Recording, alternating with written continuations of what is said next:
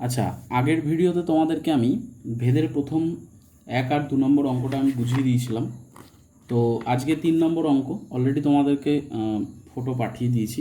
তো 3 নম্বর অঙ্কে কি বলেছে, বিপিন কাকুর ট্যাক্সি 25 মিনিটে 14 কিমি পথ অতিক্রম করে। একই গতিবেগে ট্যাক্সি চালিয়ে 5 ঘন্টায় তিনি কতটা পথ যাবেন তা ভেদ তত্ত্ব প্রয়োগ করে হিসেব করে লিখি।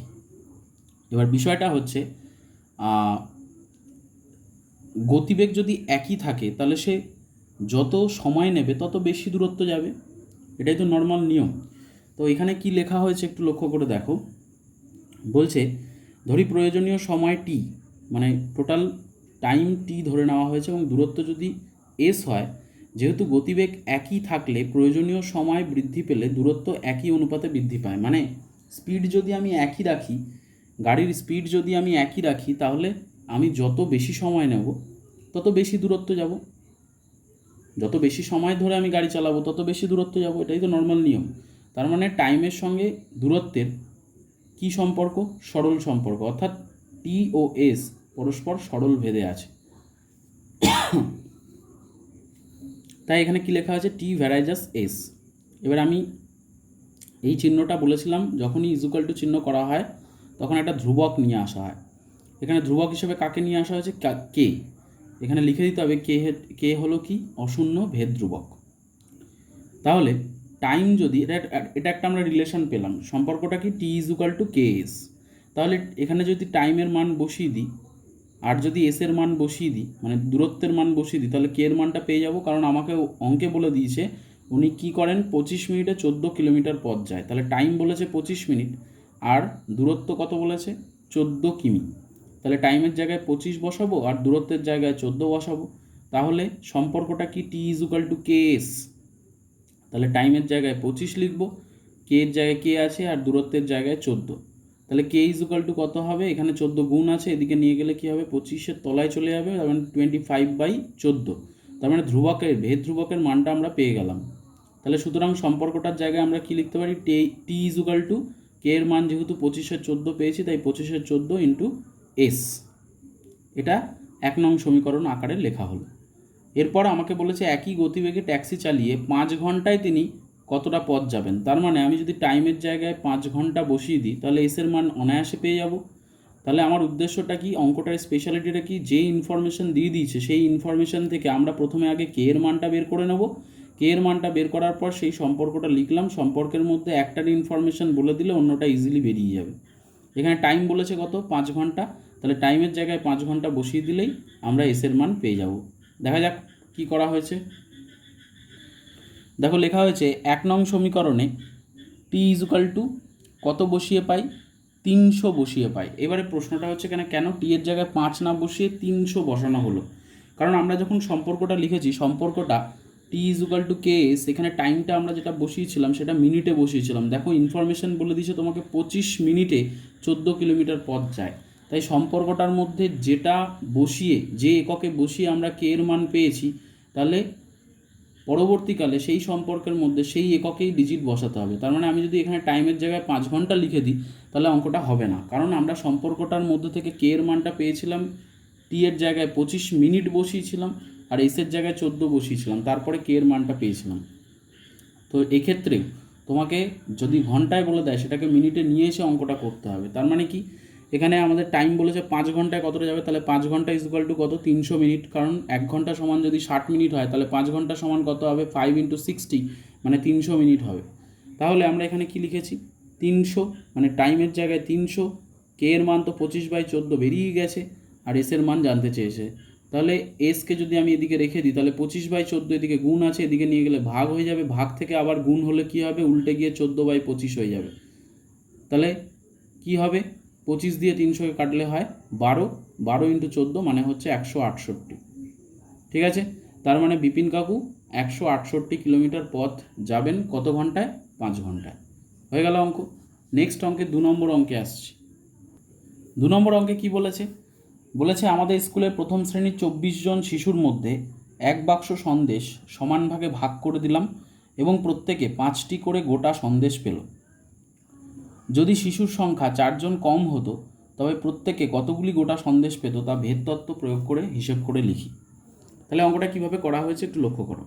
প্রথমে ধরে নেওয়া হয়েছে শিশুর সংখ্যা, যেহেতু চিলড্রেন বা চাইল্ড সি হিসাবে ধরা হয়েছে, আর সন্দেশের সংখ্যা এস লেখা হয়েছে। তাহলে যেহেতু শিশুর সংখ্যা বৃদ্ধি বা হ্রাস পেলে সন্দেশের সংখ্যা একই অনুপাতে বৃদ্ধি বা হ্রাস পাবে, কারণ যতজন শিশু থাকবে সেই অনুপাতেই কী করা হবে, সন্দেশ নিয়ে আসবে, আর যত শিশুর সংখ্যা বাড়বে তত সন্দেশের সংখ্যাও বাড়বে প্রত্যেকে দিতে গেলে, আর যত শিশুর সংখ্যা কমবে সন্দেশের সংখ্যাও কমবে। তার মানে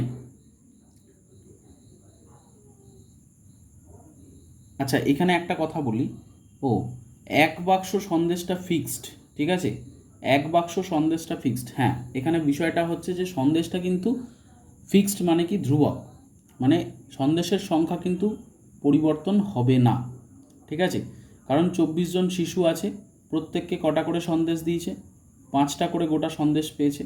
এবার বলছে শিশুর সংখ্যা যদি 4 জন কম হতো তবে প্রত্যেকে কতগুলি করে সন্দেশ পেত। তার মানে সন্দেশের সংখ্যা যদি ফিক্স থাকে তাহলে প্রত্যেকে যতগুলো করে সন্দেশ পাচ্ছে, এখন যদি শিশুর সংখ্যা যদি কমে যায় তাহলে প্রত্যেকে আরও বেশি সংখ্যক সন্দেশ পাবে, বা শিশুর সংখ্যা যদি কমে যায়, এই শিশুর সংখ্যা যদি কমে যায় তাহলে প্রত্যেকে আরও বেশি সংখ্যক সন্দেশ পাবে, আর শিশুর সংখ্যা যদি বেড়ে যায় তাহলে প্রত্যেকে কম করে সন্দেশ পাবে। অনেকটা এক্সাম্পলটা একটু দেওয়ার চেষ্টা করি। ধরো মনে করো 5 জন আছে, 5 জনের মধ্যে লজেন্স বিলি করা হবে, 10টা লজেন্স নিয়ে এসছে, তাহলে প্রত্যেকে কটা করে লজেন্স পাবে, নিশ্চয়ই 2টো করে লজেন্স পাবে।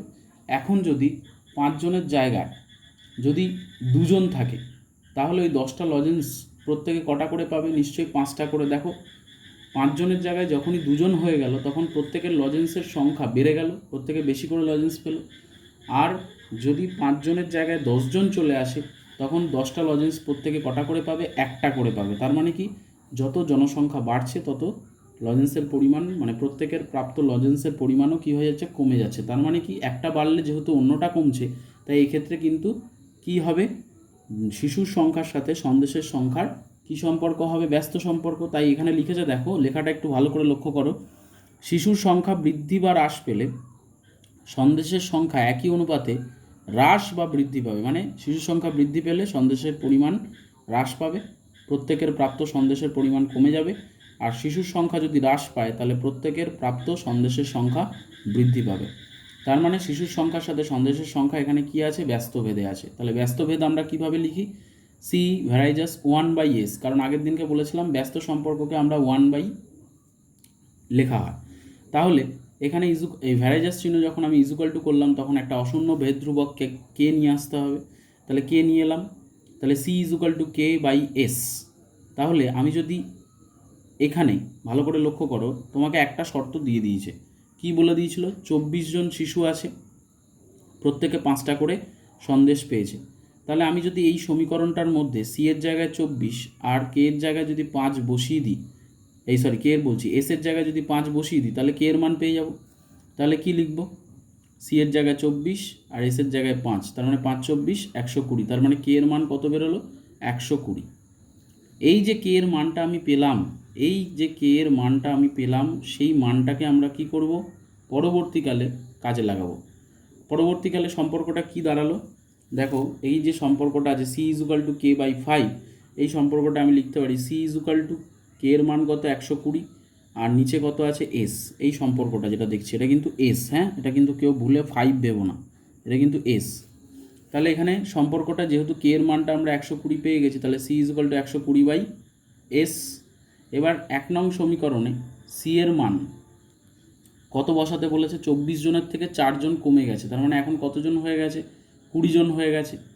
তাহলে সন্দেশ প্রত্যেকে কতগুলো করে পাবে।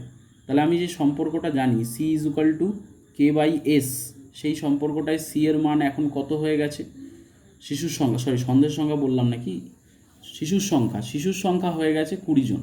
তাহলে এখানে 20 লিখলাম, আর কে এর মান আমরা কত পেয়েছি, 120, তাই এখানে 120 লেখা হয়েছে, ডিভাইডেড বাই সন্দেশের সংখ্যা কত হবে, এটা এস, ঠিক আছে। তাহলে 20 ইজুকাল টু 120/s, তাহলে এস ইজুকাল টু কী হবে, এসটাকে এদিকে গেল কোনাকুনি, 20টা এদিকে নিচে চলে আসবে, 120কে 20 দিয়ে ভাগ করলে হচ্ছে 6। তাহলে প্রত্যেকে কটা করে সন্দেশ পাবে তখন, যদি শিশুর সংখ্যা 4 জন কমে যায় তাহলে প্রত্যেকে তখন 6টা করে সন্দেশ পাবে।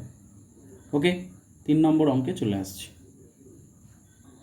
এবার যেটা বক্তব্য সেটা হচ্ছে একটি পুকুর কাটতে 50 জন গ্রামবাসীর 18 দিন সময় লেগেছে। একটা পুকুর কাটতে 50 জন গ্রামবাসীর 18 দিন সময় লেগেছে। পুকুরটি 15 দিনে কাটতে হলে অতিরিক্ত কজন লোককে কাজে লাগাতে হবে তা ভেদ তত্ত্ব প্রয়োগ করে হিসেব করি। দেখো এখানে কি লেখা হয়েছে, ধরি গ্রামবাসীর সংখ্যা হচ্ছে এ আর দিন সংখ্যা হচ্ছে ধরে নেওয়া হয়েছে বি। যেহেতু গ্রামবাসীর সংখ্যা বৃদ্ধি পেলে দিন সংখ্যা একই অনুপাতে হ্রাস পায়, তাহলে এ আর বি ব্যস্ত ভেদে আছে। এই কথাটার মানেটা কি? ব্যাপারটা হচ্ছে পুকুর কাটতে 50 জন গ্রামবাসীর 18 দিন সময় লেগেছে। সেক্ষেত্রে যদি আরও বেশি জন কাজে লাগতো তাহলে কাজটা দেরি হতো শেষ হতে, না তাড়াতাড়ি হয়ে যেত? নিশ্চয়ই তাড়াতাড়ি শেষ হতো, কারণ যত বেশি লোক কাজে লাগানো হবে কাজটা তত দ্রুত শেষ হবে। তাহলে আর যদি কম লোক কাজে লাগতো তাহলে কাজটা শেষ হতে বেশি সময় লাগতো। তার মানে একটা বাড়লে যেহেতু অন্যটা কমছে, তাহলে এক্ষেত্রে গ্রামবাসীর সংখ্যার সাথে দিন সংখ্যার কী সম্পর্ক হবে? ব্যস্ত সম্পর্ক। তার মানে এ ভ্যারাইজেস 1/b, ব্যস্ত সম্পর্ক হলেই 1/, আকারে লিখতে হয়। তাহলে এ ভ্যারাইজেস চিহ্নটাকে যখন ইজুকাল টু চিহ্ন করব তখন k/b হয়ে যাবে। কে হচ্ছে কি? অশূন্য ভেদ ধ্রুবক। ওকে, তাহলে বলেছে টোটাল গ্রামবাসীর সংখ্যা কতজন? 50 জন, মানে এর মান 50 জন। কত দিন সময় লাগে পুকুর কাটতে? 18 দিন সময় লাগে। তাহলে বি এর মান হচ্ছে 18। তাহলে আমি এই সম্পর্কটা এ ইজুকাল টু k/b যেটা আছে সেই সম্পর্কতে আমি এর জায়গায় 50 লিখব আর বি এর জায়গায় 18 লিখব। তাহলে 50 × 18 করলে কত হয়? 900। তার মানে কে এর মান আমরা পেয়ে গেলাম 900। ঠিক আছে, এবার যে সম্পর্কটা আছে এ ইজুকাল টু k/b, সেখানে তোমাকে বলে দিয়েছে যে পুকুরটা যদি 15 দিনে কাটতে হয়, 15 দিন কাটতে হয় মানে তোমাকে বি এর মান বলে দিয়েছে 15, আর তুমি কে এর মান অলরেডি 900 জেনে গেছো। তাহলে এ এর মান কী করে বের করবে? এ ইজুকাল টু k/b সম্পর্ক। তাহলে আমাকে এখানে বি এর মান কত বলেছে? 15। কে এর মান আমি কত বের করেছি? 900। তা 900/15 মানে 60 জন। তার মানে যদি পুকুরটাকে 18 দিনের বদলে 15 দিনে কাটতে হয় তাহলে লোক সংখ্যা কী করতে হবে? বাড়াতে হবে, কারণ কাজটা তাড়াতাড়ি শেষ করতে হচ্ছে। তাহলে কতজন লোক লাগছে? 60 জন লোক লাগছে। তাহলে আরও কতজন লোক নিযুক্ত করতে হচ্ছে? কাজটা আগে 50 জন দিয়ে কাজটা হচ্ছিল, এখন আরও 10 জন এক্সট্রা। দেখো 60 - 50 মানে আরও 10 জন লোককে কাজ করতে হবে, বা 10 জন লোক আরও নিয়োগ করতে হবে। ওকে, হয়ে গেল 3 নম্বর অঙ্ক। এবারে আমি যাচ্ছি 4-এর 1 নম্বর অঙ্কে। 4-এর 1 নম্বর অঙ্কে কি বলেছে? ওয়াই এক্সের বর্গমূলের সঙ্গে সরল ভেদে আছে। ওয়াই এক্সের বর্গমূলের সঙ্গে সরল ভেদে আছে। তাহলে আমি অনায়াসে লিখতে পারি ওয়াই ভ্যারাইজাস √(x), কারণ ওয়াই এক্সের বর্গমূলের সঙ্গে সরল ভেদে আছে। কথাটা মানে হচ্ছে এটা, যখনই ভ্যারাইজাস চিহ্নকে আমি ইজুকাল টু করবো তখনই একটা ধ্রুবক নিয়ে আসতে হবে, যেটা নিয়ে আসা হয়েছে কে। এখানে কে ইজুকাল টু কি? অশূন্য ভেদ ধ্রুবক লিখে দেওয়া হয়েছে। এবারে অলরেডি তোমাকে একটা রিলেশান, এই অঙ্কগুলোর ক্ষেত্রে একটা রিলেশান তোমাকে দিয়ে দেবে, যে রিলেশানটা কেন দিয়ে দেয়? কারণ সেখান থেকে তুমি যাতে কে এর মানটা বের করে নিতে পারো। তো তোমাকে বলে দিয়েছে ওয়াই ইজুকাল টু 9 হয় যখন এক্স ইজুকাল টু 9 হয়। তাহলে এখানে কি? Y equal to 9 O x equal to যদি 9 হয় তাহলে এই সম্পর্কতে ওয়াইয়ের জায়গায় 9 বসাবো, এক্সের জায়গাতে 9 বসালাম। তাহলে 9-এর বর্গমূল করলে কত হয়? 3। এখানে স্টেপ জাম্প করা হয়েছে। অ্যাকচুয়ালি কি ওয়াইয়ের বর্গমূল করলে কত হয়? 3। তার মানে এখানে কি থাকবে? কে × 3, তাই তো? তাহলে 3কে যদি আমি এদিকে নিয়ে যাই তাহলে 9কে 3 দিয়ে ভাগ করা হবে। তা 9কে 3 দিয়ে ভাগ করলে কত হয়? 3। তার মানে কে এর মান বেরিয়ে গেল 3, সেটা ডাইরেক্ট করে দেওয়া হয়েছে। ওকে, এবার তোমাকে জানতে চেয়েছে যদি ওয়াইয়ের মান 6 হয় তাহলে এক্সের মান কত হবে? তাহলে সম্পর্কটা কী ছিল? ওয়াই ইজুকাল টু k√(x), তাহলে ওয়াই ইজুকাল টু কে এর মান তো 3 জেনে গেছি, তাই 3√(x) লেখা হয়েছে। এবারে তোমাকে বলে দিয়েছে ওয়াইয়ের মান যদি 6 হয় তাহলে ওয়াইয়ের জায়গায় 6 বসিয়ে দিই। তাহলে 6 ইজুকাল টু 3√(x), 3 এখানে গুণ আছে, এদিকে গেলে কি হবে? ভাগ হবে। 6কে 3 দিয়ে ভাগ করলে কত হয়? 2। তার মানে √(x) এর মান কত দাঁড়াবে? 2 দাঁড়াবে।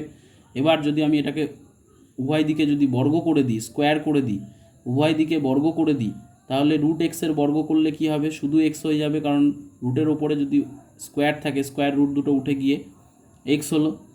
আর 2-এর স্কোয়ার করলে কত হয়? 4। তার মানে এক্সের ভ্যালু কত দাঁড়ালো? 4। তার মানে ওয়াইয়ের মান যদি 6 হয় তাহলে এক্সের মান হবে 4। সিম্পল হয়ে গেল।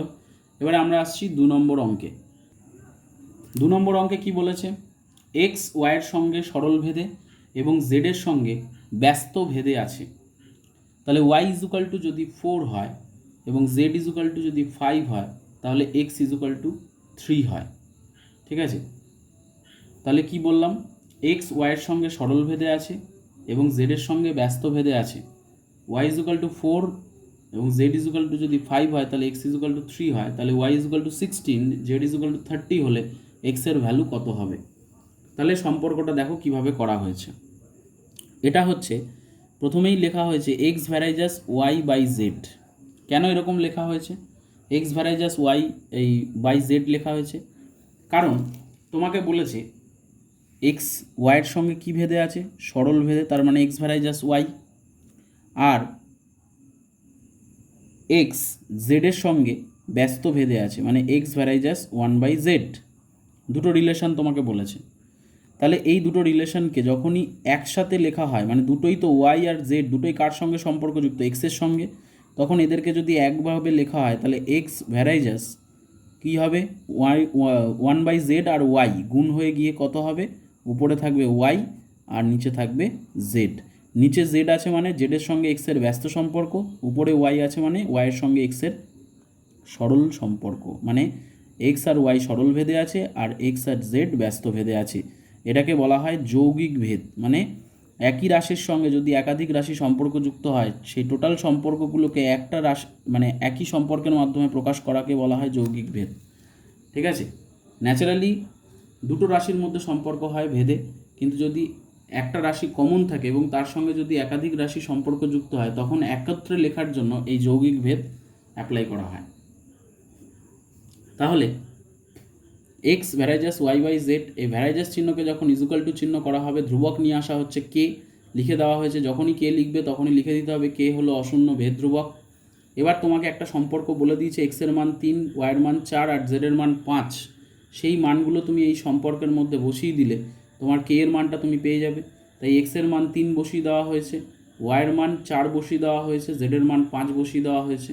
তাহলে কে এর মান কত হবে? 5 দিয়ে 3কে গুণ করলে 3 5 15 আর নিচে 4 চলে এলো। তাহলে কে এর মান 15/4। তাহলে আবার যদি সম্পর্কটা লিখি X equal to K into Y by Z, যেটা আমরা পেয়েছি, সেখানে ওয়াইয়ের মান কত বলে দিচ্ছে তোমাকে? দ্বিতীয় সম্পর্ক যেটা বলেছে, ওয়াইয়ের মান যদি 16 হয় আর জেড ইজুকাল টু যদি 30 হয়, তাহলে এক্সের মান কত হবে? তো ওয়াই ইজুকাল টু 16 বইয়ে বলে দিয়েছে, জেড ইজুকাল টু 30 বইয়ে বলে দিয়েছে, আর আমরা আগের সম্পর্কটা থেকে কে এর মান বের করে নিয়েছি 15/4। তাহলে এই যে সম্পর্কটা আছে, এই সম্পর্কটার মধ্যে যদি আমি মানগুলোকে বসিয়ে দিই, তাহলে কাটাকুটি করলে এক্সের মান পেয়ে যাবো। তাহলে এক্স ইজুকাল টু কে এর মান কত? 15/4, তাই 15/4 লেখা হয়েছে। ওয়াইয়ের মান কত বলে দিয়েছে বইয়ের মধ্যে? 16 বলে দিয়েছে, তাহলে ওয়াইয়ের জায়গায় 16 বসানো হয়েছে। আর জেডের মান কত বলে দিয়েছে? 30 বসিয়ে দেওয়া হয়েছে। 15 দিয়ে 30কে কাটলে হয় 2, 4 দিয়ে 16কে কাটলে হয় 4, আবার নিচে 2 দিয়ে যদি 4কে কাটি হয় 2। তার মানে এক্সের ভ্যালু দাঁড়াচ্ছে কত? 2। হয়ে গেল অ্যান্সার। 4-এর 2 নম্বর অঙ্ক হয়ে গেল। এবারে আসি 4-এর 3 নম্বর অঙ্কে। 4-এর যে 3 নম্বর অঙ্কটা দিয়েছে সেটাই কি বলেছে? বলেছে এক্স ওয়াইয়ের সঙ্গে সরল ভেদে এবং জেডের সঙ্গে ব্যস্ত ভেদে আছে। ঠিক আছে, তাহলে এক্স ওয়াইয়ের সঙ্গে সরল ভেদে, তাই ওয়াইকে উপরে লেখা হয়েছে, এবং জেডের সঙ্গে ব্যস্ত ভেদে আছে, তাই জেডকে নিচে লেখা হয়েছে। আগের মতনই অঙ্ক, তোমাকে একটা রিলেশন বলে দিয়েছে Y equal to 5, Z equal to 9 হলে এক্স ইজুকাল টু 1/6 হয়। তাহলে এখানে যে সম্পর্কটা X varies as Y by Z, এটাকে যখন ইজুকাল টু চিহ্ন করা হয়েছে, তখন একটা অশূন্য ভেদ ধ্রুবক নিয়ে আসা হয়েছে। তাহলে x equal to K into Y by z, k হলো অশূন্য ভেদ ধ্রুবক। এবারে এক্সের মান যদি 1/6 হবে কখন? যদি ওয়াইয়ের মান 5 হয় এবং জেডের মান 9 হয়।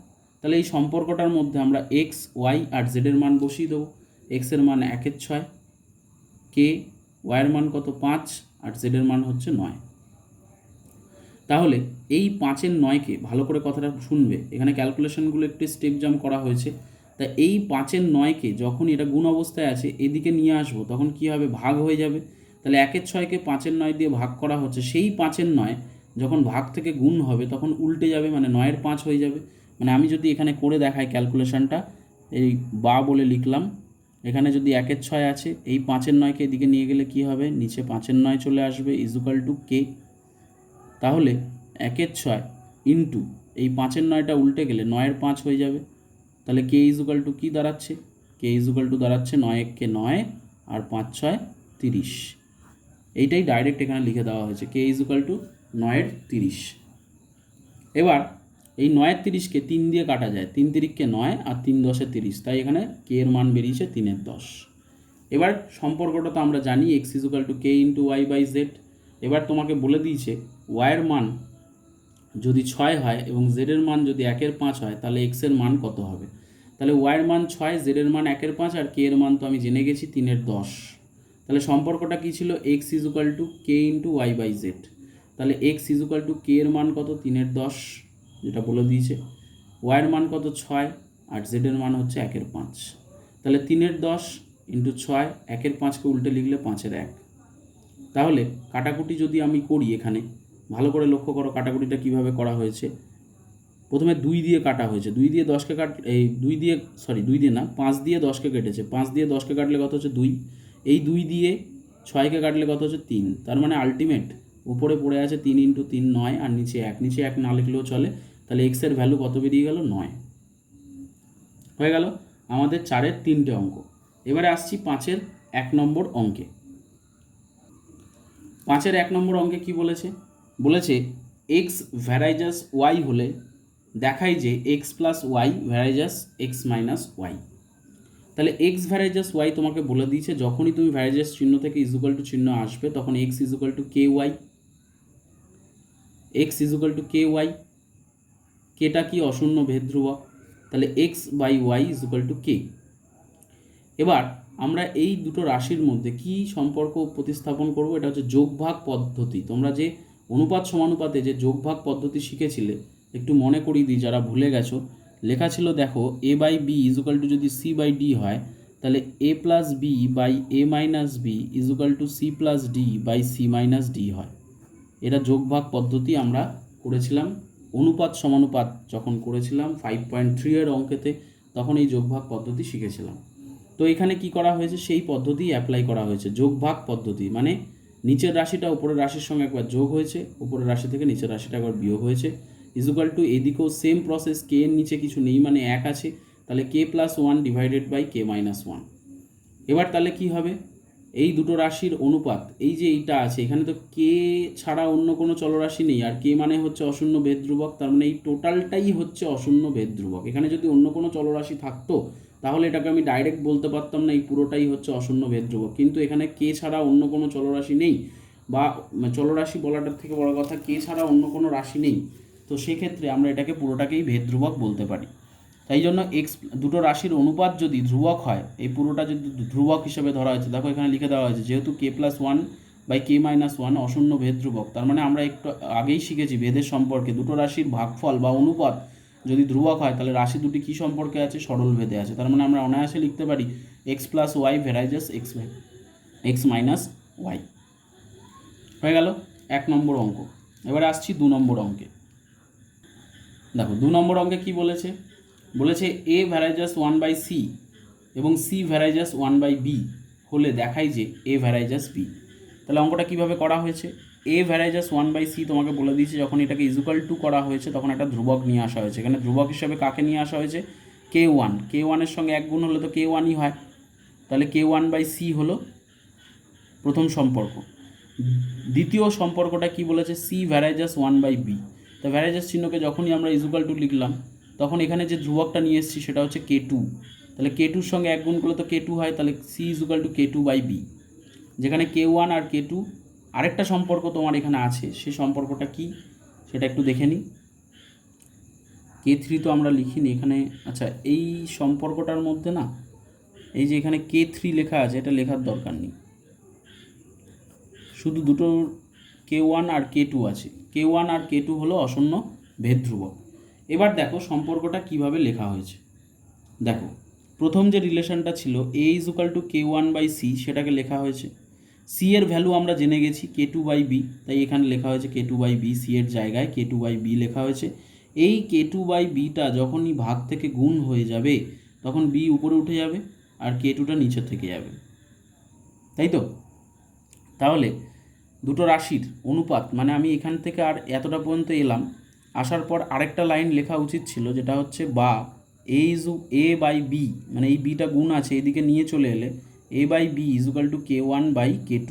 তো K1 K2 দুজনেই কিন্তু অশূন্য ভেদ ধ্রুবক। তার মানে দুটো রাশির অনুপাত যেহেতু ধ্রুবক, তাহলে রাশি দুটো কী সম্পর্কে আছে? সরল ভেদে আছে। তার মানে লিখতে পারি এ ভ্যারাইজাস বি। প্রমাণিত। এটা লিখে দিতে পারো, যেগুলো আমরা বের করছি সেগুলোর পাশে এরকম প্রমাণিত কথাটা লিখে দেবে। এরপর আমরা আসছি 3 নম্বর অঙ্কে।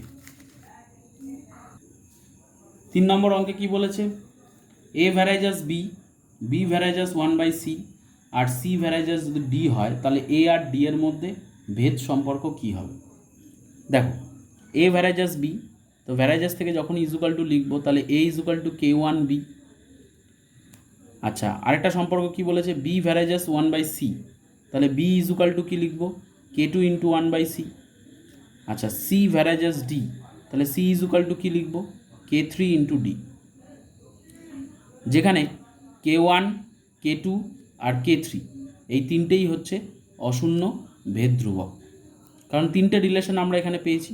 তিনটে রিলেশনের মধ্যে K1 K2 K3 তিনটেই হচ্ছে অশূন্য ভেদ ধ্রুবক। এবার তোমাকে কি বলেছে? লাস্টে জানতে চেয়েছে এ আর ডি এর মধ্যে কি ভেদ সম্পর্ক আছে। তো আমরা দেখো, প্রথমে একদম যে প্রথম রিলেশনটা লিখেছিলাম এ ইজুকাল টু K1 বি, সেটা দিয়ে স্টার্ট করেছি অঙ্কটা, এ ইজুকাল টু K1 বি। এবার আমরা বি এর মান আমরা জানি কি? B equal two K2 into 1/c, তাই বি এর জায়গায় এখানে K2 ইন্টু 1/c লেখা হয়েছে। এখানে লিখে দিতে পারো যেহেতু B equal two K2 into 1/c। এরপর সি এর জায়গায়, পরের লাইনে সি এর জায়গায় আমরা মান জানি সি ইজুকাল টু K3d, তাই সি এর জায়গায় K3d লেখা হয়েছে। ওকে, এবার লক্ষ্য করে দেখো, K1 K2 একের সাথে গুণ হবে, নিচে থাকবে K3। ওকে, ডি, নিচেও ডি থাকবে, এটাকে আলাদা করে 1/d লেখা হয়েছে। তার মানে উপরে হচ্ছে K1 K2 এককে K1 K2, নিচে হচ্ছে K3, আর এটা 1/dটাকে আলাদা করে লেখা হয়েছে। ওকে, তার মানে এখানে যদি আমি এই ডিটা এখানে ভাগ আছে এদিকে নিয়ে আসি, তাহলে গুণ হয়ে যাবে। তার মানে এডি ইজুকাল টু কী পড়ে থাকবে? K1 K2 বাই K3 এদিকে পড়ে থাকবে ইন্টু 1, মানে এটাই হয়। তার মানে দুটো রাশির গুণফল যেহেতু এখানে ধ্রুবক হচ্ছে, তাহলে আমি বলতে পারি এ আর ডি কী সম্পর্কে আছে? এ আর ডি ব্যস্ত সম্পর্কে আছে। দুটো রাশির গুণফল যেহেতু ধ্রুবক বেরোচ্ছে, তাহলে আমি বলতে পারি এ ভ্যারাইজাস 1/d, মানে এ আর ডি এর মধ্যে কী সম্পর্ক? ব্যস্ত সম্পর্ক। ওকে, হয়ে গেল আমাদের 3 নম্বর অঙ্ক। এবারে আসছি 4 নম্বর অঙ্কে। লক্ষ্য করো, 4 নম্বর অঙ্কে কি বলেছে? বলেছে X varies as Y, Y varies as Z এবং জেড ভ্যারাইজাস এক্স হলে ভেদ ধ্রুবক তিনটির মধ্যে সম্পর্ক নির্ণয় করি। খুব খুব ইম্পর্টেন্ট অঙ্ক, বহুবার পরীক্ষায় এসছে। খেয়াল করো কিভাবে করা হয়েছে। এক্স ভ্যারাইজাস ওয়াই, তাহলে এক্স ইজুকাল টু কী লিখতে পারি? K1 ওয়াই, যেখানে K1 হচ্ছে ভেদ ধ্রুবক। ওয়াই ভ্যারাইজাস জেড, তাহলে ওয়াই ইজুকাল টু কী লিখতে পারি? K2 জেড, যেখানে K2 হলো ভেদ ধ্রুবক। জেড ভ্যারাইজাস এক্স, তাহলে জেড ইজুকাল টু কী হবে? K3 এক্স, যেখানে K3 হচ্ছে ভেদ ধ্রুবক। এবার তোমাকে জানতে চাইছে ভেদ ধ্রুবক তিনটির মধ্যে সম্পর্ক নির্ণয় করি। তাহলে আমরা এখানে লিখতে পারি মূল রাশি এক্স ওয়াই আর z, x into y into z equal to, তাদের মান কি বেরিয়েছে? এক্সের মান K1 ওয়াই, ওয়াইয়ের মান কি বেরিয়েছে? K2 জেড, আর জেডের মান কি বেরিয়েছে? K3 x. তিনটাকে গুণ অবস্থায় লিখলাম। এবার দেখো, এখানে এক্স, এদিকে এক্স আছে, কেটে যাবে, এদিকে ওয়াই কেটে যাবে, এদিকে জেড কেটে যাবে, কারণ প্রত্যেকে গুণ অবস্থায় আছে। তাই জন্য এগুলোকে যদি আমি এদিকে নিয়ে আসি ভাগ আকারে চলে আসবে, তাহলে কাটাকুটি তো হবেই। তো এবার তাহলে এদিকে কি পড়ে থাকবে? শুধু K1 K2 আর K3 পড়ে থাকবে, আর এদিকে সব কাটাকুটি হয়ে কিছু থাকবে না, মানে 1 পড়ে থাকবে। তার মানে ভেদ ধ্রুবক তিনটে গুণফল ইজুকাল টু 1 বেরোচ্ছে। তার মানে আমরা লিখতে পারি ভেদ ধ্রুবক তিনটির গুণফল 1। ওকে, এই হলো তোমাদের 5-এর দাগের 4 নম্বর অঙ্ক করালাম। নেক্সট দিনকে আমরা 6 থেকে বাদবাকি পুরোটা বুঝিয়ে দেওয়া হবে। এবার বিষয়টা হচ্ছে, প্রথম দিকে যেগুলো বোঝালাম সেগুলো যদি বুঝে গিয়ে থাকো, প্র্যাকটিস করবে। প্র্যাকটিস করার পর পরের অঙ্কগুলো নিজেরা তো সলিউশন করেই দেওয়া হয়েছে, এখান থেকে দেখে নিজেরা ট্রাই করবে, তাও তো আমি বুঝিয়ে দেবো। আর আমি প্রত্যেককে বলেছি সমস্ত যাদের যাদের প্রিভিয়াস যে চ্যাপ্টারগুলো বুঝিয়েছি সেগুলোর মধ্যে কোনো সমস্যা থাকলে, কোনো জায়গায় বোঝানোর থাকলে অবশ্যই করে জিজ্ঞাসা করে নিতে। তার মধ্যে কিছু কিছু জন অল্প বিস্তর জিজ্ঞেস করেছে, তো আমি একটু বেশি মাত্রায় যখন জিজ্ঞাসার পরিমাণটা হবে, যদি জেনুইন প্রবলেম থাকে, আমি বলছি না যে অল্প প্রবলেম আছে একটু কিছু খুচখাচ প্রবলেম জিজ্ঞেস করছো, জেনুইন কোনো জায়গায় যদি বুঝতে অসুবিধা থাকে সেটা অবশ্যই করে আমাকে জানাবে, আমি সেগুলো মিলিতভাবে একটা তোমাদেরকে ভিডিও পাঠিয়ে দেবো। ওকে।